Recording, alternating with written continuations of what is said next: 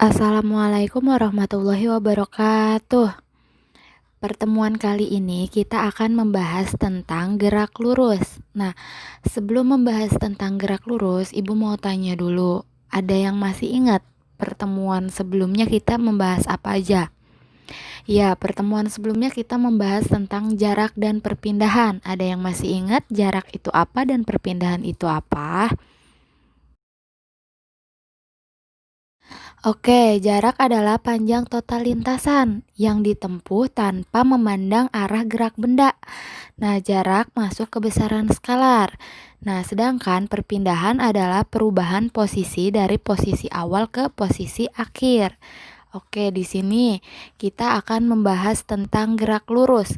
Nah, sebelumnya gerak lurus itu dibagi menjadi tiga. Ada gerak lurus beraturan atau GLB, gerak lurus berubah beraturan atau GLBB, ada juga yang namanya gerak vertikal. Nah, di gerak vertikal ini dibagi lagi menjadi tiga. Ada gerak jatuh bebas, ada gerak vertikal ke atas, ada gerak vertikal ke bawah. Sebelum masuk ke macam-macam gerak lurus, Ibu mau tanya, ada yang tahu nggak gerak lurus itu apa? Oke, gerak lurus adalah gerak pada lintasan yang lurus. Oke, udah tahu ya gerak lurus itu apa? Kita masuk ke macam-macam gerak lurus. Nah, yang akan pertama kita bahas yaitu gerak lurus beraturan atau disebut GLB. Nah, GLB itu adalah gerak dengan percepatan 0 dan kecepatan tetap. Karena percepatannya 0, nah, kecepatannya tetap, berarti kecepatannya konstan. Nah, kalau mengalami percepatan, nanti benda itu berubah-ubah. Kalau berubah-ubah, dia masuk ke gerak lurus berubah beraturan atau GLBB. Nah, karena V-nya konstan, A-nya 0, sehingga didapatkan rumus S sama dengan VT atau delta X sama dengan V0. Nah, di sebelah kanan ada grafik X terhadap T atau grafik perpindahan terhadap waktu. Nah, di sini ada garis merah yang miring ya. Nah, garis merah yang miring itu namanya gradien. Oke, sebelum masuk ke gradien di sini mau X, mau S itu sama aja. Oke, mau X atau mau S itu sama aja. Nah, X0-nya, perpindahan awalnya, perpindahan mula-mulanya itu masih 0. Oke, perpindahan mula-mulanya itu masih 0. Tapi kalau misalnya dia udah berpindah, berarti dia memiliki nilainya. Nah, di sini kita masuk lagi ke gradien. Garis merah yang miring ini namanya gradien. Oke, gradien itu sama dengan kayak tan theta. Gradien itu sama dengan tan theta. Nah, tan theta itu berarti V. Tan theta itu V karena gradien itu kecepatan perubahan suatu variabel. Oke, tan theta sama dengan V. Nah, kita sudah tahu kan ya, kita sudah pernah ngebahas rumus tentang V. Pertemuan sebelumnya kita sudah membahas tentang kecepatan. Nah, sehingga didapatkan V sama dengan X min X0 per T. Karena X0-nya 0, berarti V sama dengan X per T. Bisa kan ya? Nah, kalau X per T itu untuk kecepatan. Kalau misalnya kita mau nyarinya perpindahan, bisa juga, berarti V dikali T sama dengan X. Nah, T yang di bawah ini naik ke atas dikali silang, bisa kan ya? Nah, atau bisa juga X sama dengan X0 plus VT. Oke, sampai sini paham ya? Nah, di grafik sebelah kiri. Nah, di grafik sebelah kiri ini ada grafik kecepatan terhadap waktu. Karena GLB itu kecepatannya tetap atau konstan, konstan itu tetap ya.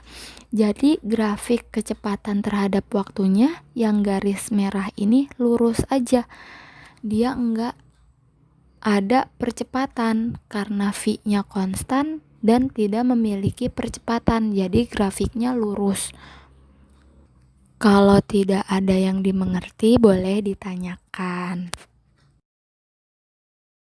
Selanjutnya kita akan membahas gerak lurus berubah beraturan atau GLBB.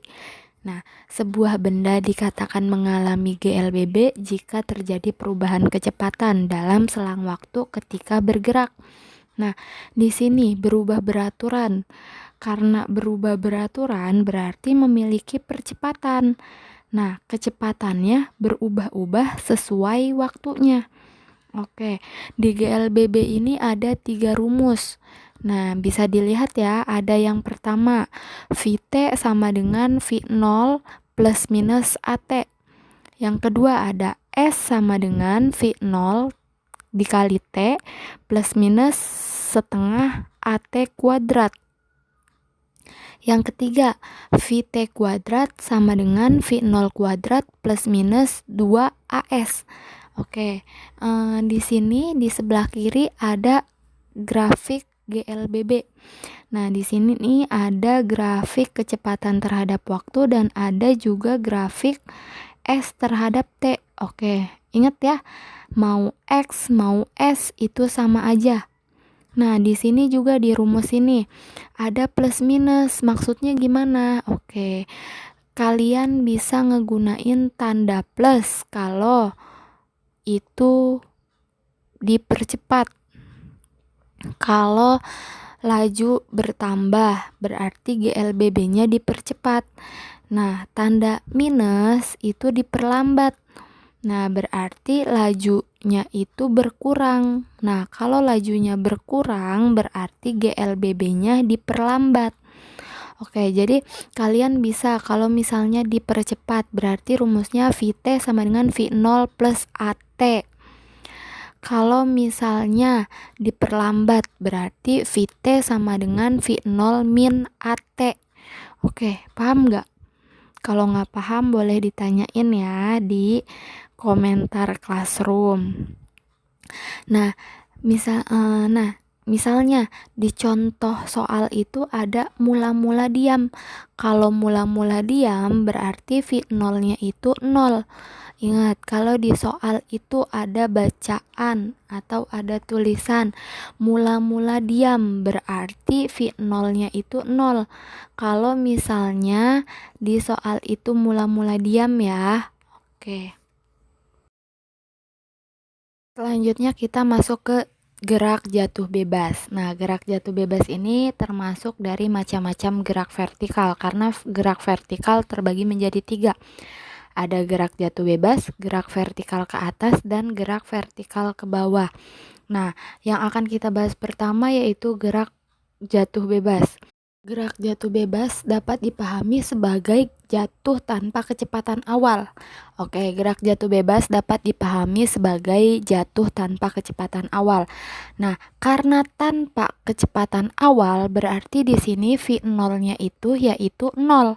V0 sama dengan 0. Oke, beberapa abad yang lalu ada ilmuwan yang bernama Galileo. Nah, ilmuwan ini menemukan fakta bahwa semua benda yang jatuh bebas mengalami percepatan yang sama. Nah, percepatan ini disebut sebagai percepatan gravitasi bumi. Nah, percepatan gravitasi bumi itu nilainya 10 meter per sekon kuadrat. Pada umumnya nilai gravitasi bumi itu atau disingkat G itu nilainya 10 meter per sekon kuadrat. Oke ya, itu pada umumnya. Tapi nilai sesungguhnya itu gravitasi bumi itu nilainya 9,8 meter per sekon kuadrat. Tergantung nanti di soal yang dikasih tahunya itu nilai gravitasinya itu 10 atau 9,8. Biasanya di soal itu ngasih taunya kalau nilai gravitasi bumi itu nilainya 10 meter per sekon kuadrat. Nah, Gerak jatuh bebas itu adalah gerak vertikal ke bawah dengan kecepatan awal yang sama dengan 0 dan percepatannya itu konstan sebesar percepatan gravitasi bumi. Oke, V0-nya itu 0 dan percepatan konstan. Percepatannya itu sebesar gravitasi bumi. Berarti percepatannya itu nilainya selalu 10 meter per sekon kuadrat. Oke. Nah, jadi gerak jatuh bebas itu merupakan gerak lurus dengan percepatan konstan. Nah, di mana V0-nya itu 0. Nah, di sini percepatannya itu A diganti dengan G. Oke, di sini percepatannya diganti dengan percepatan gravitasi bumi yang nilainya itu 10 meter per sekon kuadrat. Oke ya. Nah, sehingga didapatkan gerak jatuh bebas itu rumusnya ada 3. Vt sama dengan Gt. H sama dengan GT kuadrat. V kuadrat sama dengan 2GH. Oke, selanjutnya di sini ada gerak vertikal ke bawah dan gerak vertikal ke atas. Yang pertama kita bahas yaitu gerak vertikal ke atas. Nah, di sini maksudnya vertikal ke atas itu berarti ada benda yang dilempar ke atas tapi lurus, dilempar ke atas tapi lurus, vertikal ke atas kan ya. Nah, di gerak vertikal ke atas ini berarti benda saat dilempar makin lama makin pelan, lalu jatuh lagi ke bawah. Nah, di gerak vertikal ke atas juga ada 2 kedudukan. Yang pertama itu ada di tanah dan ada di gedung. Nah, kalau di tanah berarti H0-nya itu 0, ketinggian awalnya itu 0 karena di tanah nggak ada ketinggian kan ya. Nah, kalau di gedung berarti H0-nya itu H gedung. Berarti nih ketinggian gedungnya itu diukur dulu ketinggian gedungnya berapa. Oke. Nah, di GVA gerak vertikal ke atas itu rumusnya hampir sama dengan GLBB.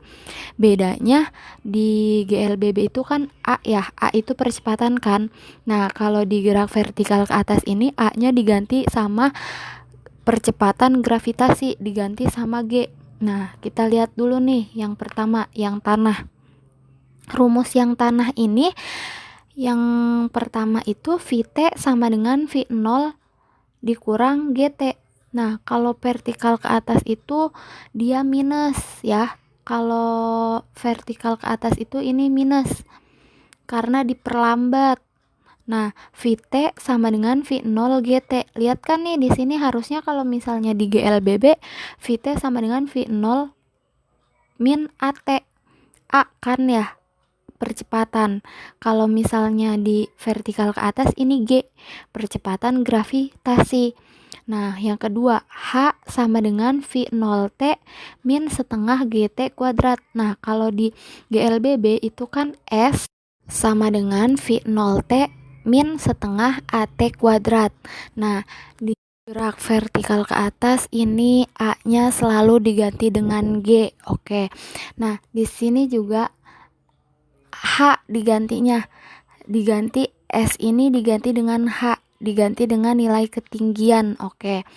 Nah, yang rumus ketiga Vt kuadrat sama dengan V0 kuadrat min 2GH. Nah, kalau di gedung itu hampir sama dengan yang di tanah, cuma ditambahin yang di H ini ditambahin H0. Nah, jadi Vt sama dengan V0 min Gt. H sama dengan V0T min setengah Gt kuadrat ditambah sama H0. Karena di sini ada ketinggian awalnya itu ketinggian gedung. Nah, terus ada juga Vt kuadrat sama dengan V0 kuadrat min 2GH. Nah, min 2G delta H. Nah, delta H ini selisih ketinggian. Nah, selisih ketinggiannya itu H dikurang H0. Oke. Nah, di gerak vertikal ke atas juga memiliki syarat. Nah, syaratnya itu ada Hmax. Berarti kalau di Hmax ketinggian maksimumnya itu Vt sama dengan 0. Kenapa kok pas ketinggian maksimum Vt-nya itu 0? Nah, karena saat benda mencapai ketinggian maksimum, benda itu berhenti dulu kan. Nah, habis berhenti, benda itu bergerak lagi ke bawah. Nah, jadi Vt-nya itu saat di ketinggian, saat di atas nih, Vt-nya itu 0. Nah, kalau udah itu kan udah berhenti tuh, nanti dia baru jatuh lagi ke bawah. Itu masuk ke gerak vertikal ke bawah. Nah, ada juga syarat keduanya. Untuk mencapai tanah, H sama dengan 0. Nah, kenapa kok H-nya 0? Nah, tadi kan udah dijelasin, karena tanah itu tidak memiliki ketinggian, jadi H-nya itu 0. Kalau udah sampai tanah lagi, H-nya itu 0. Oke, sampai sini paham? Kalau ada yang ingin ditanyakan, silahkan tanyakan. Oke. Di sebelah kirinya ada gerak vertikal ke bawah. Nah, di gerak vertikal ke bawah ini berlawanan dengan gerak vertikal ke atas. Kalau ke atas berarti kan dilempar ke atas. Kalau ke bawah dilempar ke bawah. Nah, karena dilempar ke bawah berarti dia memiliki kecepatan awal. Kecepatan awalnya itu dari kecepatan pas dilempar itu, karena dilempar ke bawah kan. Kalau misalnya jatuh ke bawah itu namanya gerak jatuh bebas, bukan gerak vertikal ke bawah. Nah, kalau di GVA, gerak vertikal ke atas, itu kan nilai H-nya dihitung dari bawah ke atas ya. Nilai ketinggiannya itu dari bawah ke atas, dari bawah sampai ke atas si benda itu diem sampai si Vt itu. Nah, itu nilai ketinggiannya. Nah, kalau di gerak vertikal ke bawah itu nilai H-nya dihitung dari awal dia ngelempar sampai jatuh ke tanah. Itu dihitung ketinggiannya dari situ, dari atas ke bawah kalau gerak vertikal ke bawah. Nah, kalau untuk rumusnya nggak beda jauh sama gerak vertikal ke atas, rumusnya hampir sama. Yang ngebedakan tanda minus sama plusnya. Kalau di bawah berarti kan dia dipercepat karena lempar ke bawah, jadi dia cepat kan ya, dilempar langsung, dilempar ke bawah, nyampe gitu ke bawah. Kalau misalnya ke atas kan kenapa dia minus, karena saat dilempar ke atas yang tadinya cepat tiba-tiba dia pelan sampai berhenti. Nah, bedanya di sini kalau gerak vertikal ke bawah itu tandanya plus di rumusnya. Jadinya Vt sama dengan V0 plus Gt. Yang kedua ada H sama dengan V0T plus setengah Gt kuadrat. Nah, yang terakhir ada Vt kuadrat sama dengan V0 kuadrat plus 2GH. Oke, sampai sini ada yang ingin ditanyakan? Kalau ada, silakan komentar di Google Classroom. Oke, cukup sampai sini penjelasan tentang gerak lurus. Jika ingin ditanyakan, silahkan tanyakan. Terima kasih sudah mengikuti dan menonton video ini. Wassalamualaikum warahmatullahi wabarakatuh.